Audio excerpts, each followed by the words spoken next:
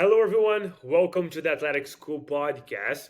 Today, it's going to be a short episode. I just have something in my head that I really want to share with you guys. A few weeks ago, I came across with a story called The Acre of Diamonds, which a mentor told me to read about it. So you might have read it, you might have heard something similar, but there's a lot of wisdom in it. And I think it's a must for me to share with you guys. And, along the story, you might think that it's actually not that big of a deal. It's not that surprising, but I think it's very important for us to remind ourselves of those things. So let's get into it. A quick break before we get back to the show. First of all, thank you so much for listening to the Athletic School podcast. It means the world to me.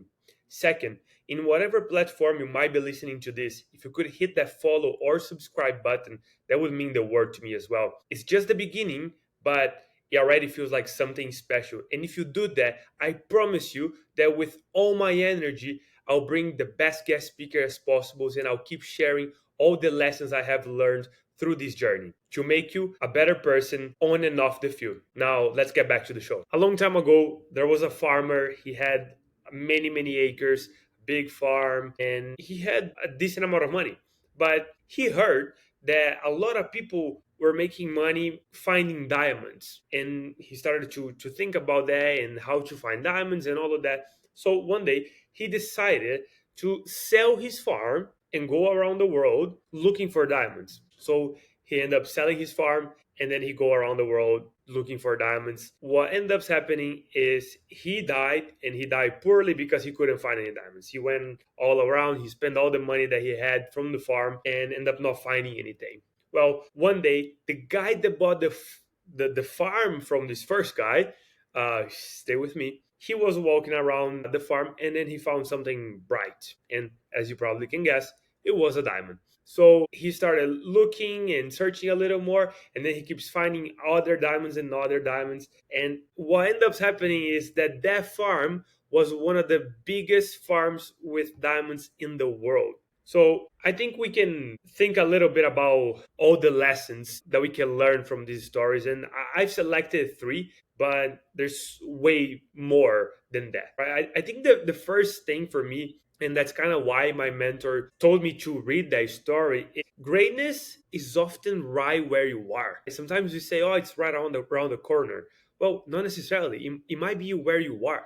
You don't have to move to a new city. You don't have to go to another country. You don't have to change it that much in order to find greatness. Sometimes you are sitting on it. I want you guys to understand that you might have all the answers that you are looking for. You're just not asking the right questions. And a good example that I saw my mentor post about it, and he actually told me to do it as well. Your phone is the perfect example that it's a very powerful tool. Maybe you are looking for a sponsorship for a tournament. Let's say you are a wrestler and you're looking for a sponsorship for a tournament. I am sure that if you send a message to all your contacts, saying that you are looking for a sponsorship, and of course you tailor that message in a good way. I'm sure that you probably have hundreds of contacts on your phone, and you could text them, and maybe one person, you just need one person to begin with, and they'll be able to sponsor you, right? And that goes from anything. Sometimes as an athlete, we look for, let me do this workout or that workout, and sometimes it's more about consistency and becoming aware. So we have to become aware. And I was listening to another podcast, and Joe Dispenza, he gives this analogy. It's like if you are inside of a can, you cannot see the label. So you have to come out of that can to see the label. So becoming aware of our surroundings, it's the best thing that you can do for yourself. And it's the first thing that you have to do, right? Because look at your phone, look at your contacts. How simple is that? You don't have to go create content every single day to post on Instagram in order to get reach and all of that. No, sometimes you just need to talk to the people that you already know because they might be willing to help you. The second lesson is don't chase trends, develop your own soil. And that's kind of what I was talking about, the training, right? We often think that everyone is doing this, so let me do it as well, right? Everyone is investing in Bitcoin, so let me invest in Bitcoin. Everyone is doing this certain type of training, so let me do that as well. And again, maybe everyone is right, but and maybe you have to do that as well in order to get some of the results. But I think it's very important for us to think for ourselves, right? There's a very good book from Napoleon Hill that he's talking to the devil, and he asks the devil, like, what's one thing that you do in order to get to the mind of everyone, and what's something that I can do in order to not be affected by you. And then the devil replies to him saying that if you think with the masses, that's a very easy way for him to affect you. But if you think for yourself, that's a very complicated for the devil to affect you. So the thing for me is, like, you don't have to go do what everything else is doing, everybody else is doing. You just have to think for yourself, because again, you might be sitting on greatness, you might be sitting on success right now, right? You might be sitting on the acre of diamonds, but then you decided to sell your farm and go somewhere else where everything that you needed, you already had it. Master your craft where you are, instead of constantly comparing or copying others. Lesson number 3, you must learn to recognize opportunities. If you can't recognize diamonds in the rough, you keep searching forever. And that kind of goes back to the first idea where I talked about awareness and being conscious, right? If you are inside of a can, you cannot read the label out of it. You have to come out in order to see the label. So you have to look around yourself and ask the right questions. And well, how can I ask the right questions? Again, it's becoming aware, and self-awareness, being conscious of the things that you are doing. It's a huge thing. And it might sound a little cliche, but I think it's very important for us to understand on how to do those things. And please, I want you to go look for answers for yourself.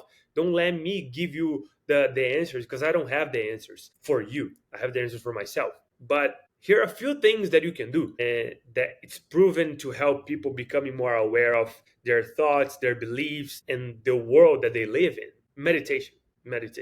And again, meditation is not about sitting down and sitting like Buddha and meditating for hours. It's just, maybe it's going on a walk in nature. Maybe it's just putting your phone away and sitting down with your thoughts and watch your thoughts come to your mind, because you can't really control your thoughts, but you can control how you react to them. But as soon as you can become a watcher, where you watch your thoughts, then you're becoming aware, you're becoming conscious, and that will change everything. That's the biggest part. That's the first big step. Another thing you can do is journaling. A lot of people like to journal. I like to journal because I think it helps stick in my head a little bit what I'm trying to do. So if it's gratitude, if it's just letting my thoughts out, so I would recommend journaling a little bit, and that at least helps me putting my thoughts into words. I tend to think about many things in in 1 minute, and journaling helps me putting those thoughts all together. So again, maybe you don't have ADHD. Maybe you just have to sit down with yourself, do some meditation, do some journaling, put your phone away, go for a walk, be present in the moment, and then you can become aware, and then you can start asking the right questions, recognizing opportunities, because sometimes the opportunities that you are looking for, it's not around the corner, it's right there where you are. Guys, thanks for listening all the way to the end. I hope this is something meaningful. I hope this is something that maybe spark something in you, so you can believe in yourself and you can become the best version of yourself. Thank you, and I'll see you guys next time.